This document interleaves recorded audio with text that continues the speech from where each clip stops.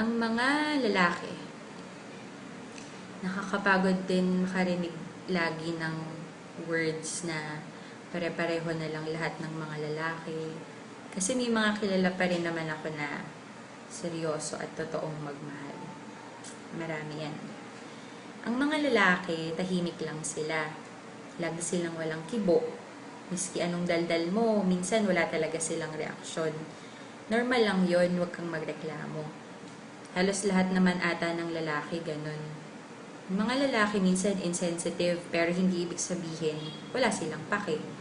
Minsan kaya sila ganun para hindi na lang din sila masaktan. Yung mga lalaki na yan kahit walang kibo, nasasaktan din naman sila. Hindi natin alam na kahit todong ngiti sila, kahit nasasaktan, wala silang magawa, lunok na lang lahat ng sakit. Okay na sila na yung masaktan kaysa tayong mga babae.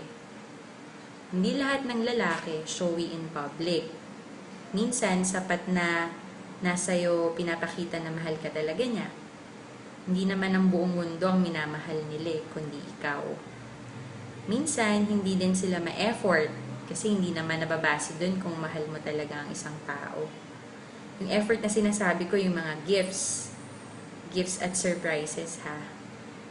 Hindi yung effort na pasayahin ka, alagaan ka at pahalagahan ka. Minsan, hindi din sila vocal sa pagmamahal nila sa'yo. Maraming boys ang ganyan. Kung minsan nakakalimutan nilang mag-I love you sa text or sa tawag, okay lang yun.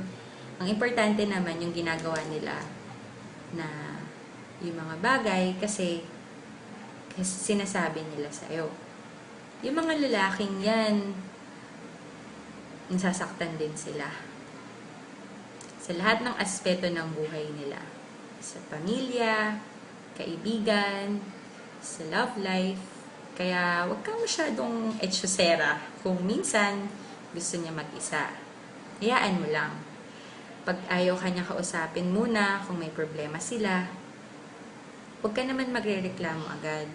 Ginagawa niya yun kasi gusto niyang intindihin mo siya. Hindi niya ginagawa yun, hindi dahil hindi ka importante.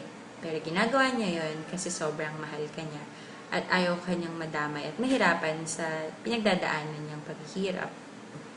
Yung mga lalaking yan, mas mataas pa sa Eiffel Tower ang pride. Marami yung kilalang ganyan. Normal lang yun. Huwag kang masyadong mag-e-emote na hindi ka na sinusuyo. Kung ikaw naman may kasalanan, ikaw magpakumbaba. Kasi kahit gaano pa kataas yung pride nila, kung alam nilang sila yung mali, sila naman yung nagpapakumbaba. Hindi lahat ng lalaki manloloko. Taga mo yan sa bato. Hindi dahil nagmahal ka at nabigo ka, uhusgahan mo na silang lahat. Kaya nga iba-iba tayo ng mukha.